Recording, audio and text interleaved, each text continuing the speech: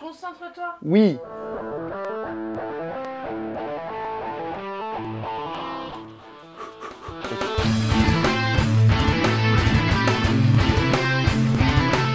Salut à tous et bienvenue dans cette toute nouvelle émission que j'ai sobrement appelée Film sur 20. Je vais parler de films récemment sortis en salle, en DVD ou en VOD. Pour cette première émission, nous allons nous intéresser au 6e film de Rob Zombie, 31, sorti le 2 janvier 2017 en France, en DVD et en VOD.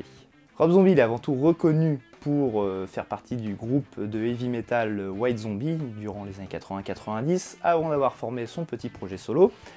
Puis il s'est mis à réaliser des films au courant des années 2000. Il fait notamment partie du Splat Pack, un terme désignant la nouvelle vague de réalisateurs des années 2000, dans lequel on peut retrouver par exemple Alexandre Aja, Neil Marshall, le mec qui a fait The Descent, ou bien Darren Lynn Bousman qui aura réalisé les suites de Saw.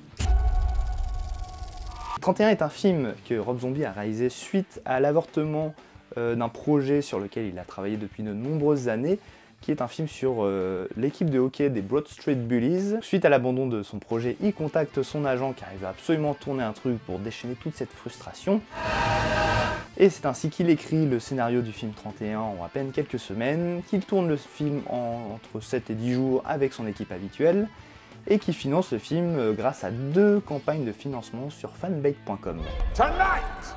We are going to play 31. Le film raconte l'histoire d'un groupe de forains un peu beaufs qui se retrouve enfermé le soir d'Halloween, donc le 31 octobre, par un groupe de bourgeois un peu sectaires et complètement fous furieux dans un endroit qu'ils appellent le monde du crime et dans lequel ils doivent survivre 12 heures à plusieurs attaques de clowns timbrés à coups de tronçonneuse.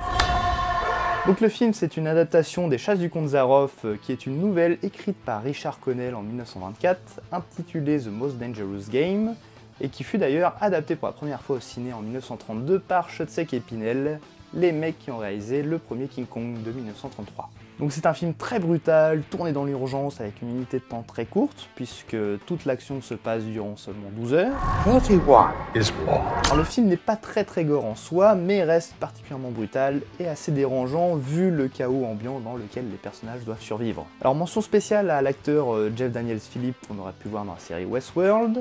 On peut également signaler la présence de Meg Foster qui jouait dans Invasion Los Angeles. Et surtout on se prend une grande claque en découvrant le personnage de Doomhead joué par Richard Brake qu'on aurait pu voir sous les traits du Night King dans Game of Thrones. Now, everybody loves popcorn.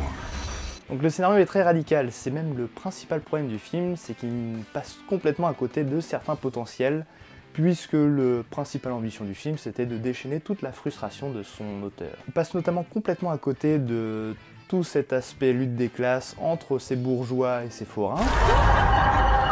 Il y avait également la possibilité d'aller beaucoup plus loin au niveau de la psychologie des personnages, notamment cette idée de pouvoir inverser les rôles entre les chasseurs et les chassés. On peut également mentionner cette séquence de fin assez mémorable, sorte de scène un peu recyclée de la fin de The Devil's Rejects, une scène qui m'aura beaucoup marqué.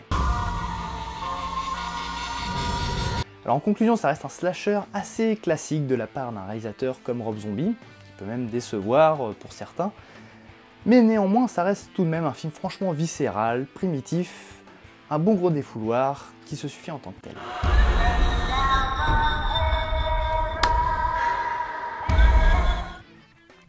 Ok. Ma note sera de 31 sur 20.